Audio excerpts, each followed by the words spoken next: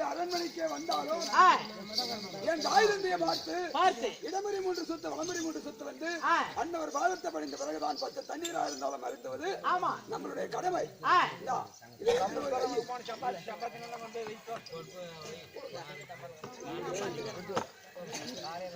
ஓஹோ தந்தையே, அம்மாவின் பாதத்திற்கு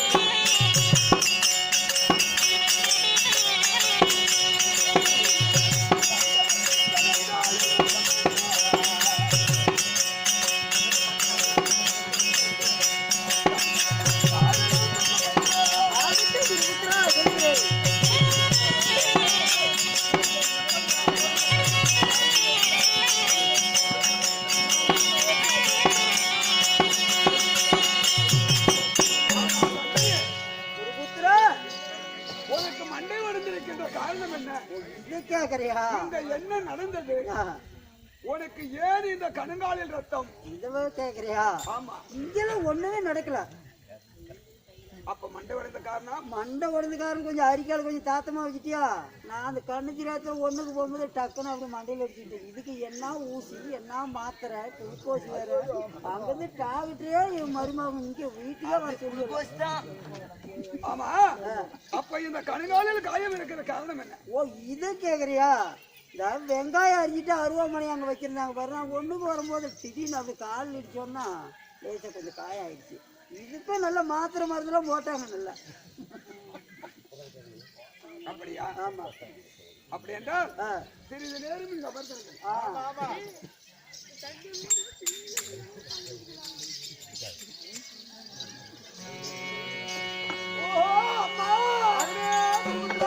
ஐயோ,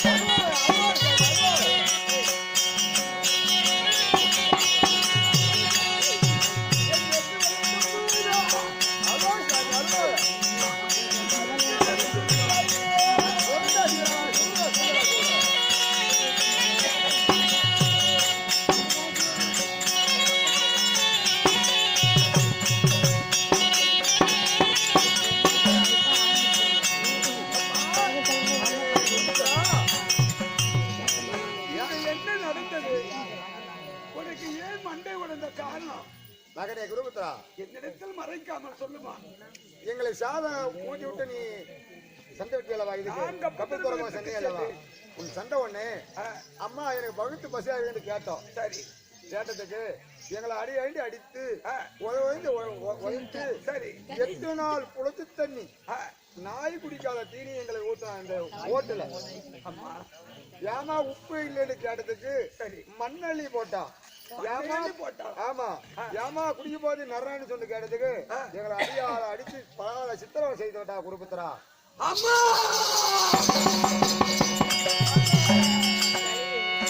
எப்படி போட்டு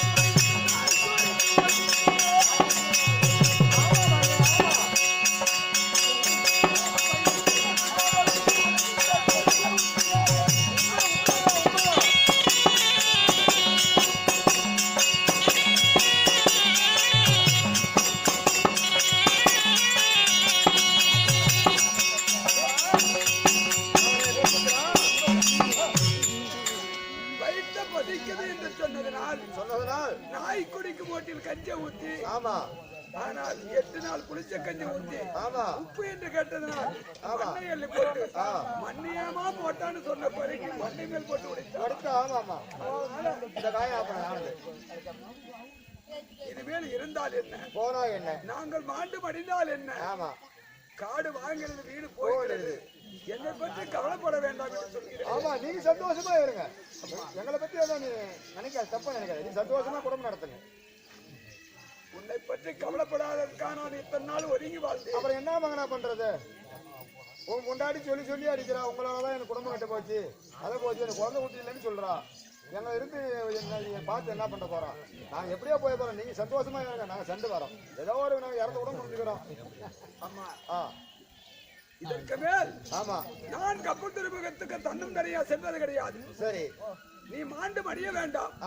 உன்னை விட்டு நான் இடம் பிரிப்பதும் போவதில்லை. இல்லை. ஆனால் அப்படி தனி பிரிந்து போனால் உனக்கு சில சிரமங்கள் நேரும். அதற்காக நீ எங்கேயும் போக வேண்டாம். சரி, நாம் மூவருமாகத்தான் பேசிக் கொண்டிருந்தால் என் மனைவியாகப்பட்டவள் ஏதாயிரம் சந்தேகப்படுவான். ஆமா ஆமா ஆமா, சிறிது நேரம் இப்படி அமர்ந்திருங்கள்.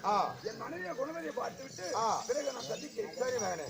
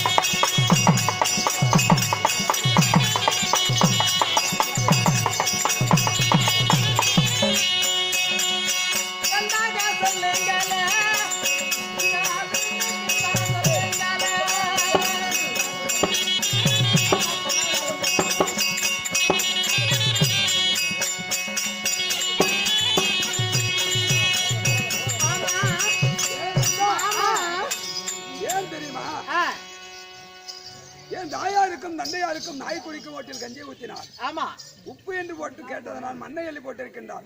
மண் என்று சொன்னதனால் மண்டை மேல் போட்டு உடைத்திருக்கின்றார். ஆனால் இத கேட்காமல் விட்டு விடலாம். ஆமா, அப்படி நம்ம கேட்காம விட்டுட்டோம்னா இங்க பாக்குறவங்க என்ன சொல்லுவாங்க தெரியுமா? இவெல்லாம் ஒரு ஆண் பிள்ளையா பெற்றவங்களுக்கு இவ்வளவு கொடுமை செய்து பொண்டாட்டி பக்கம் சேர்ந்துக்கிட்டு ஒரு வார்த்தை கூட ஏன் இந்த மாதிரி செஞ்ச அப்படின்னு கேட்காமலே போயிட்டாங்களே, இவன் ஒரு மனுஷனான்னு கேட்பான். ஆமாங்க. ஆனா இருந்தாலும் அந்த வார்த்தையை நான் கேட்கும் பொழுது ஒரு பெண்மணியாகப்பட்டவள் ஒரு பெண்ணால்தான் ஒரு ஊடு துளுப்பதும் ஒரு ஊடு அழிவதும் ஆத்தை கெடுப்பதற்கு ஒரு கோரையும் ஆதாரத்தை அழிப்பதற்கு ஒரு பெண் போதும் என்று சொல்லுவார்கள். அதனால நான் கேட்கும் பொழுது மன்னா நான் தெரியாமல் தவறு செய்துவிட்டேன், என்ன ஒரு வார்த்தை மன்னிச்சிருங்க அப்படின்னு சொன்னா அந்த வார்த்தையை அதோடு விட்டு விடலாம். அந்த குடும்பம் நல்லாவே இருக்கும். எந்த குடும்பத்திலையும் சண்டை வராது இல்ல. அதை கேட்கும் பொழுது கணவன் அதிகாரமா கேட்கும் பொழுது மனைவி விட்டு கொடுத்தால் அந்த சண்டை வராது. அல்லது மனைவி அதிகாரமா பேசும்பொழுது ஒரு மன்னவன் விட்டு விட்டால் அந்த சண்டை வராது. ரெண்டும் சரிக்கு சரியா சமமிட்டு சண்டையிட்டால் அந்த வீடு நிலைக்காது அப்படின்னு சொல்லுவாங்க. அப்படி இருக்கும் பொழுது நான் கேட்கின்ற பதில் தான் என் மனைவி சொல்லக்கூடிய வார்த்தையில் தான் இருக்கின்றது. அதனால என் தேவி என்ன சொல்கிறாய் என்றதை நான் பார்க்கிறேன்.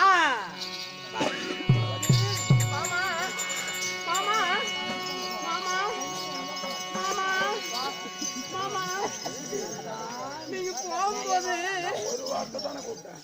இல்ல, நீங்க போகும்போது மூஞ்சி அப்படியே கலகலன்னு பாலம். இப்ப ஏங்க அந்த கூறுவாயாட்டம் நீட்டிட்டு வந்து நிக்கிறீங்க? அப்ப எப்படி மகரம் அப்ப கொஞ்சம் நல்லா இருந்துச்சு. இப்ப பாரு குடுத்துக்கிட்டு கூறுவாயினா நிக்கிறாரு. மூஞ்சி பார்க்கவே சலிக்கல. என்னங்க என்னங்க போங்க, இப்ப இருக்கிறீங்க. முந்தா நாள் கனாவுல வந்து என்னத்த புடிச்ச முந்தானிங்க. என்ன முந்தானியா? ஏன் முந்தானியா? எப்படிங்க என் பொண்டாட்டி முந்தானிய ஏன் பிடிக்கிறீங்க? நான் தானே பிடிக்கணும். உள்ள போயிடலாமே. என் பொண்டாட்டி முந்தானிய நான் பிடிக்காதா? இங்க என்ன ஊருக்கு நான் விட்டா பிடிக்க சொல்லுவேன். அது 4 வருஷத்துக்கு முன்னாடியா போயிடலாமே. நம்ம மனைவி கொண்டு நாட்டார் விட்டு பிடிக்க உனக்கு அப்புறம் பேசுறேன். நான் கேட்கின்ற வார்த்தைக்கு சரியான பதில் சொல்லு. சரிங்க, நம்ம சொல்லுங்க. அந்த மண்ணேரியா கடமாத்தாங்க சரி நாளைக்கு போயிடலாம். நாடு கட்டி நம்ம வயிற்று அடிய மாதவுக்கு முன்னே உடைந்த வந்தம்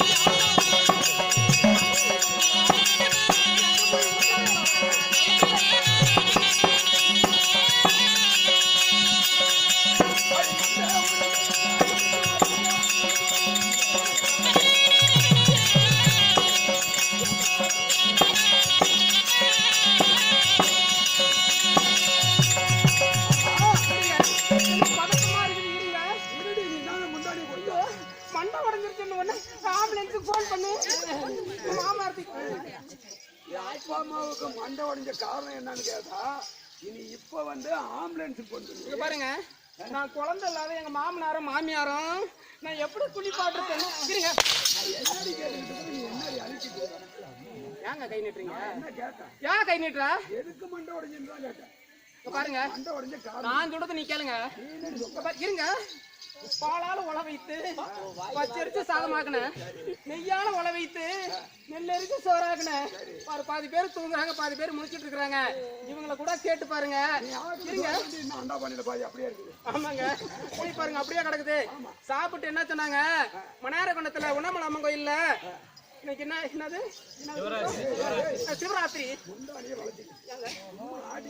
இருங்க, சிவராத்திரி அன்னதானம் போடுறாங்க. அப்படியே பாதுகாரமா குணாவதி நீ ஒண்டியா கதவை தாப்பால போட்டுன்னு சொன்னாங்க. அதனால நான் கதவை தாப்பால போட்டுட்டு உள்ளதாங்க இருந்தேன். தாயாருக்கு நந்தையாருக்கு ஏன் மண்டை உடைஞ்சுன்னு ஒரு கேள்வி கேட்டா என்ன பதில் சொல்றான்னு கேட்டா, இவன் உண்ணாமலை கோயிலுக்கு போறது பூஜை பண்ணுது சாமி ஒண்ணு கேட்டாங்க. இந்த ஊர்ல இருக்கிற கல்வி இருங்க இதை கேட்ட உடனே எதுக்கு மண்ணை ஒழிஞ்சிட்டாங்க? ஐயோ ஐயோ யாரே இந்த ஊர்ல இருக்கிற கிழவி சொன்னானா கிழவி சொன்னானா சரி அப்படியே கூட சொன்னா கூட இருக்கட்டும் இவங்க என்ன பொண்டாட்டி போட்டு பேசுறாங்க இப்படி அடிக்கிறா அடி நாய் கொடுக்க வாட்டீங்களா கட்டி ஒண்ணு பாரு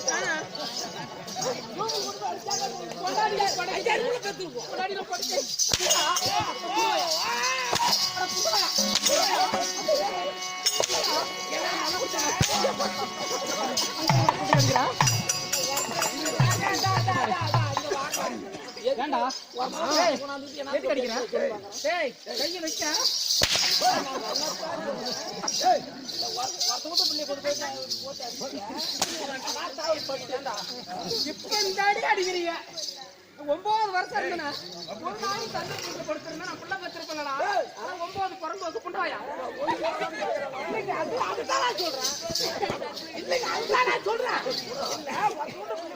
போட்டு அடிக்கிறீங்க படாத்தாள் பட்டு ஏதோ ஒண்ணு ஆச்சு பிள்ளை யாரையா வாப்பா ஆமா கால் வாங்கி வந்தப்ப நீ அடி வந்து எப்படி இருந்தாலும்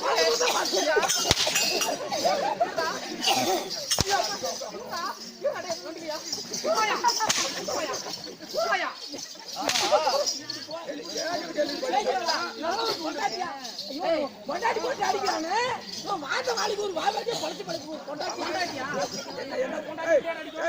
எத்தனை நாள் கஞ்சி ஊத்துறேன் யாருக்கு யார சொன்னா எங்க அப்பனுக்கு அம்மா ஆமா நான் ஊத்துனேன் எதுக்கு ஊத்துறேன் ஊத்துனேன் ஏண்டா என் சந்தோஷத்தை கட்டாங்கல்ல அம்மா அம்மான்னு சொல்லிட்டு அம்மையை அப்பயே கட்டி பிடிச்சிட்டே கிடக்குறியே என்ன கட்டி பிடிச்சாடா புண்டாயா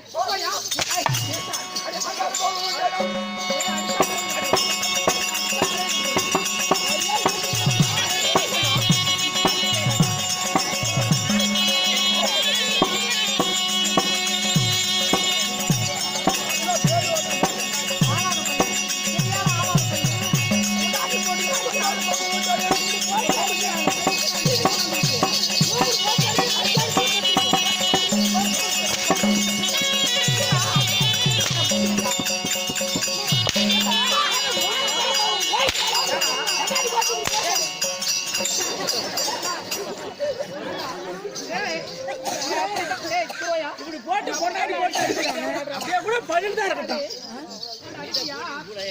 என்ன வரேன்றா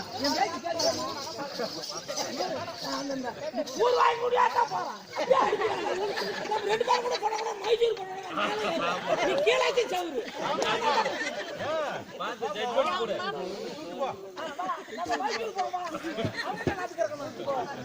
ஊர் வாங்கி அடிச்சுட்டு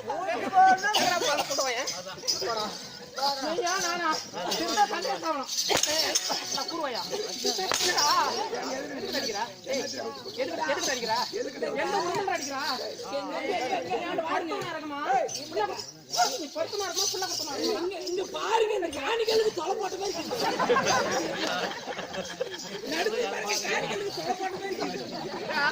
நீ படுத்தூனா இருக்குமா நீ படுத்தூனா இருக்குமா பிள்ளை கொடுத்தவனா இருக்குவா ஏய் நீ எந்த உரிமையில அடிக்கிறா எந்த உரிமை அடிக்கிறா நான் என்ன உரிமையில அடிக்கிறது கேக்குறதா ஆமா அது உனக்கு மாற 8 மணி நேரம் வண்டி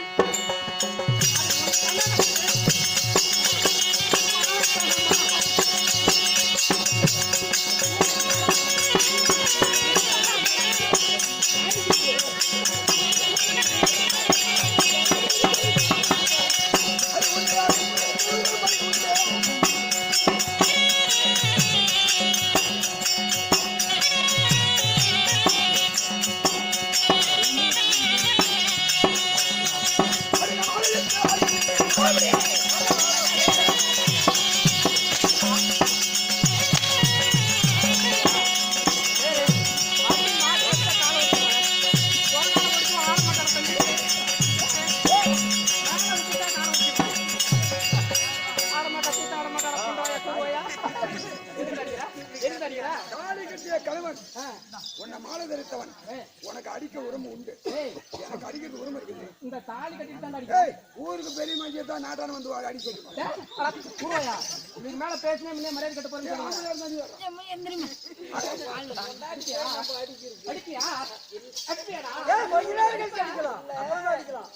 முன்னாடி போய் நம்ம அடிச்சா என்னண்டுவாங்க.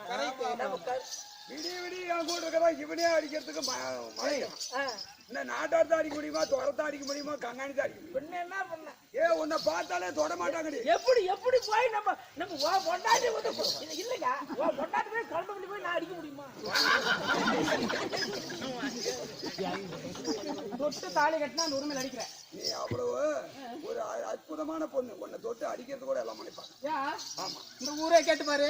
நீனா புள்ளையாச்சு. நீ தொட்டு ஒழுக்கமா கத்துக்க.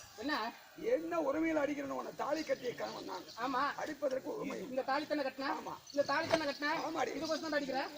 இதுக்கு தானே அடிக்கிற புண்டோயா கூறுவாயா? கட்டாத வந்து அந்த புண்டோயை கட்டின தாலி இருக்கக்கூடாது. கட்டா கட்டா தாலி கட்டி கிடையா போனாடே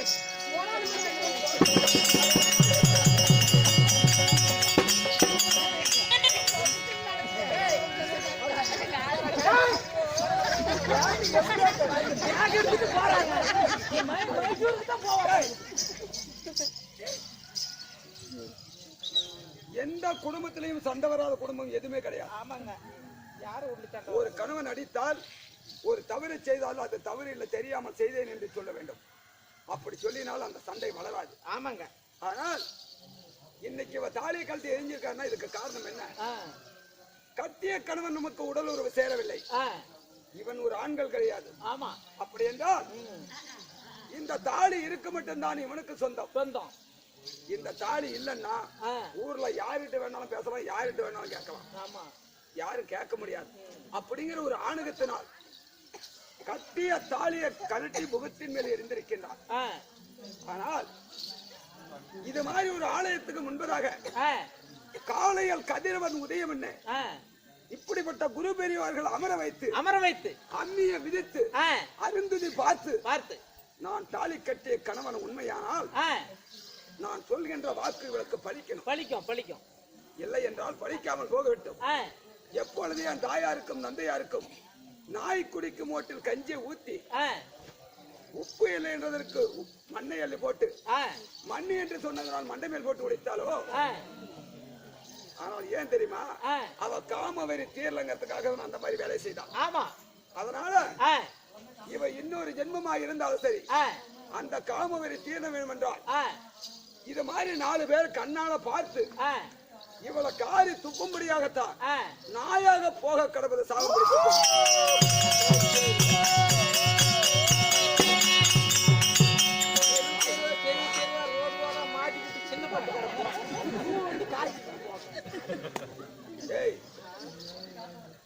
பார்க்கின்றவர்கள் என்ன சொல்லுவார் தெரியுமா? ஆமா, நான் எவ்வளவுதான் ஆடம்பரமா இருந்தாலும் சரி ஆமா, என்ன முன்னால் விட்டு பின்னால் ஒரு வார்த்தை பேசுவார். ஏன் தெரியுமா? என் தந்தைமாரை பார்த்து ஆமா நாய் குடிக்கும் ஓட்டில் கஞ்சியை குடித்தவர் என்று கேவலம் பேசுவார்கள். ஆமா, என்னை பார்த்து என்ன சொல்லுவாங்க தெரியுமா? கட்டுன தாலி அறுத்து முகத்தின் மேல் இருந்தால் இவன் ஒரு ஆடக்கூடிய மன்னனா அப்படின்னு பேசுவாங்க. ஆமா, இந்த ஒரு உலகத்தில் இருந்தால் தானே இத பார்த்தவர்கள் கேவலமற்று பேசுவார். இந்த நாடு வேண்டாம், நகரம் வேண்டாம், இந்த ஊர் வேண்டாம், செடி வேண்டாம், அத்தனையும் விட்டு என் தாயாருக்கும் தந்தையாருக்கும் பார்வை தெரிந்திருந்தால் அன்னவர்களை நான் கையை பிடித்து எங்க வேணாலும் அழைத்து செல்லுவேன். அன்னவர்கள் பார்வை தெரியாதவர்கள். அதனால பார்வை தெரியாதவர்கள் ஒருவராயிருந்தாலும் நான் தூக்கி செல்லுவேன். நான் இருவரை எப்படி தூக்கி செல்வேன் என்று எனக்கு தெரியவில்லை. அதனால என் தாயாருக்கும் தந்தையாருக்கும் உரிக்கட்டி உரியின் மேல் அமர வைத்து நான் எங்க செல்ல வேண்டும் தெரியுமா? நீதி அயோத்தி மாநகரம். அந்த அயோத்தி ஆளக்கூடிய மன்னர் தசரத மன்னன்.